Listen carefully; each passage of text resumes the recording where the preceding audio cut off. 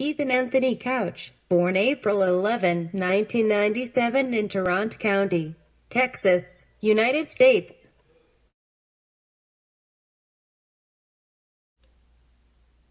Ethan's parents were married in 1996 but divorced in 2007. Both parents, Fred and Tonya Couch, were involved in legal problems. His father was charged with criminal mischief, theft by check, and assault, but the charges were diminished. On August 19, 2014, his father was later arrested for impersonating a police officer, meaning he falsely portrayed himself as a member of the police for the purpose of deception. Just like Ethan's father, his mother was also involved in legal problems. She was sentenced to a $500 fine and a 6-month community supervision order. The cause was for reckless driving when she used her vehicle to force another motorist off the road. Along with his parents, Ethan himself was also involved in legal problems. When Ethan was 15 years old, he was cited for minor in consumption of alcohol. He had been caught in a parked pickup truck with a naked 14-year-old girl, whom was passed out.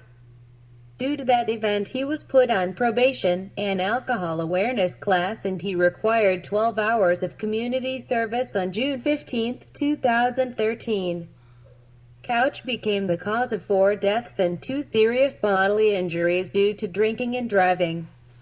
Ethan was driving illegally and on a restricted license after stealing 2 cases of beer from a Walmart store along with 7 other passengers. Beside the drinking and driving, he was also speeding at 70 miles per hour in a designated 40 miles per hour zone. Ethan eventually lost control and crashed into a group of people standing near a disabled SUV.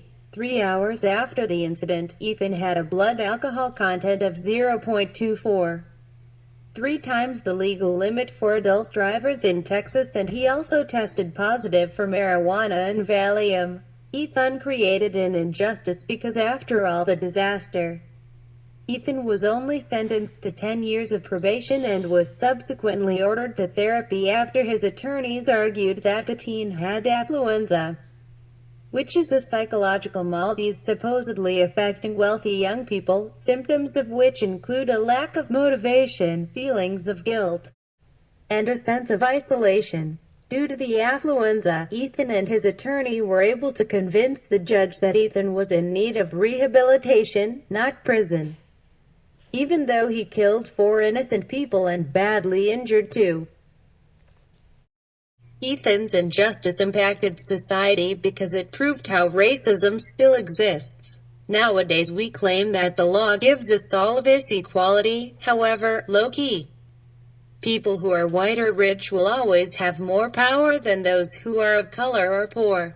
For instance, if Ethan was an African American kid that grew up in a violent neighborhood to a single mother who is addicted to crack and was caught 2 or 3 times, what is the likelihood that the judge would excuse his behavior and let him off because of how he was raised?